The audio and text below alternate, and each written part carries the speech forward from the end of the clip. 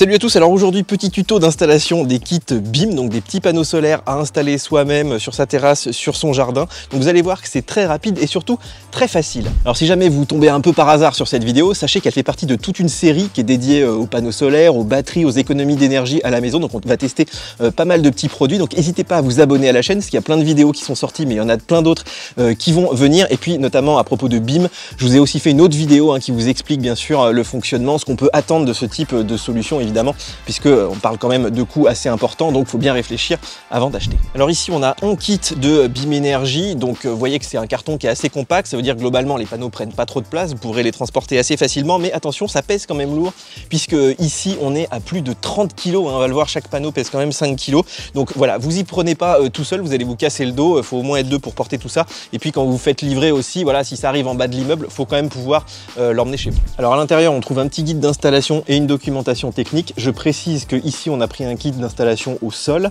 donc pour mettre sur une terrasse, mais si vous voulez l'accrocher au mur, c'est un autre kit qu'il faut prendre, donc on aura une autre documentation. Il faudra faire évidemment une autre vidéo, mais en tout cas il y a vraiment deux kits séparés, donc il faudra bien faire votre choix au moment de la commande. Alors là on a 4 panneaux de 75 watts chacun, et puis regardez, je peux les tenir vraiment sans trop de soucis, ils font 5 kg, donc ça se transporte vraiment très facilement, mais attention, du fait qu'ils soient comme ça légers, on a envie de les manipuler, mais il faut vraiment pas abîmer la surface, c'est-à-dire qu'il ne faut pas les poser par exemple par terre comme ça directement, sinon vous pouvez vraiment endommager le panneau et forcément il va moins produire, ce qui serait quand même dommage. Alors, vous voyez que dans le paquet il y a comme ça des petites feuilles de carton, et bien ça justement ça peut être utile pour poser vos panneaux au sol, puisqu'il va falloir avoir accès au dos du panneau, donc regardez, moi je trouve ça idéal. Alors après on a bien sûr tout le matériel électrique, mais regardez, c'est assez simple. On a la petite BIMbox ici avec la prise électrique, elle va communiquer donc avec le Wi-Fi, avec l'application mobile, on va y revenir.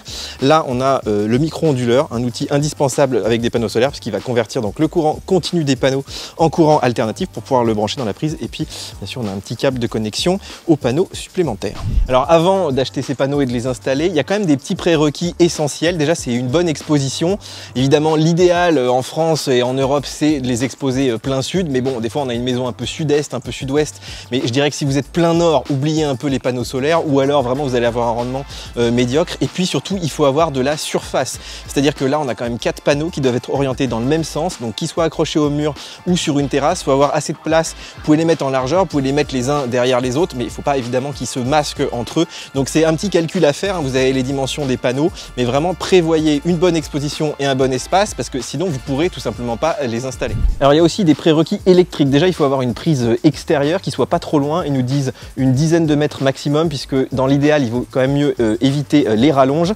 Bien sûr il faut que ce soit une prise 16 ampères, donc idéalement un peu renforcée, voilà, qui tienne aussi contre les intempéries par exemple.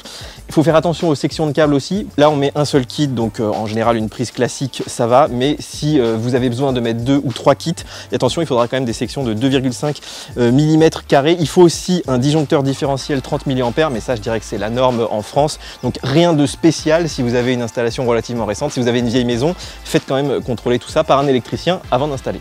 Alors ça c'est la petite BIMbox, vous voyez qu'elle est tout près de la prise, donc évidemment elle va être près de votre maison, elle va a priori bien capter le Wi-Fi, mais il faut faire attention, puisque faut qu'elle soit, ils disent à peu près une vingtaine de mètres maximum de la borne, mais ça peut éventuellement évoluer. Alors ça c'est pas indispensable, mais je vous conseille quand même une visseuse, qui a pas mal de vis à mettre.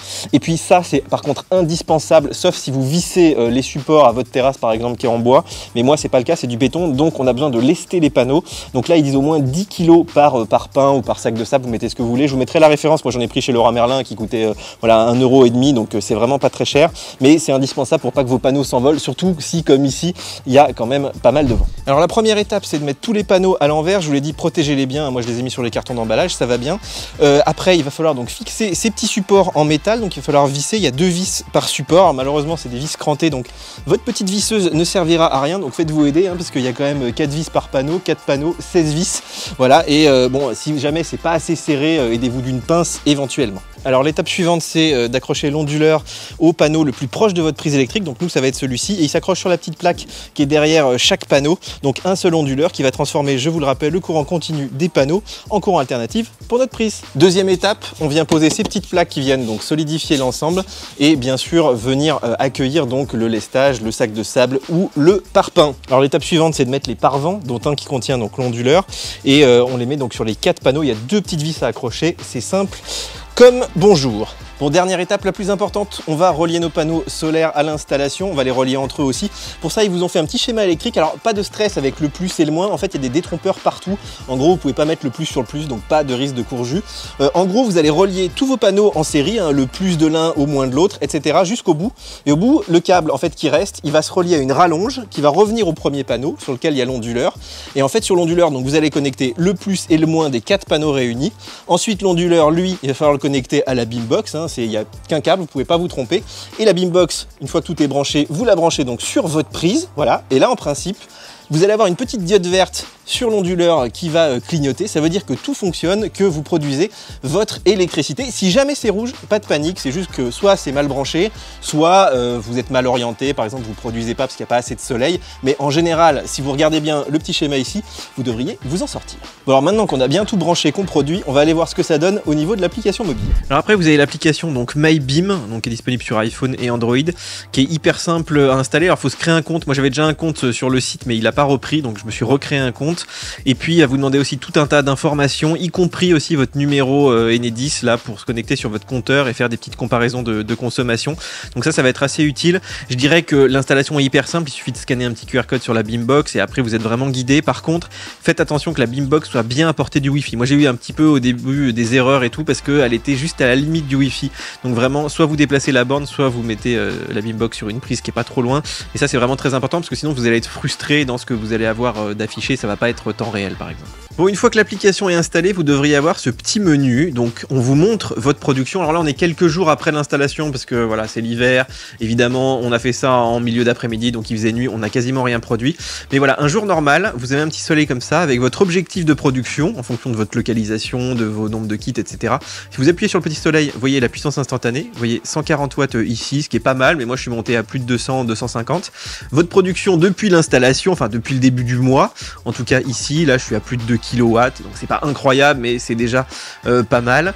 Après, on a un menu suivre, donc dans lequel il y a beaucoup de lectures, en fait, des optimisations pour économiser de l'énergie, du parrainage, etc.